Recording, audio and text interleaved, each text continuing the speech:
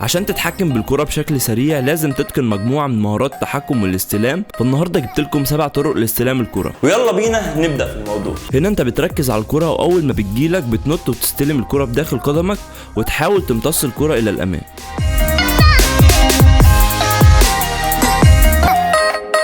هنا انت بتركز على الكرة واول ما بتجيلك بتستلمها بمشط قدمك الى اعلى وتمرن عليها كتير عشان تتقنها صح. دي الاستلام على الصدر، بتركز على الكرة واول ما بتكون مرفوعة اعلاك بتشوف مكانها فين وتستلمها وتتحكم فيها بصدرك وتخليها تهبط امام. استلامة بطن القدم وبتستخدمها في اوقات معينة اما بتكون عايز تستلم الكرة وتفيدك في الاتجاهات الاخرى وبسرعة. هنا اول ما الكرة بتجيلك قصيرة بتستلمها بالفخدة من منطقة العضلة الامامية وتاخدها في الاتجاه اللي بتجري فيه.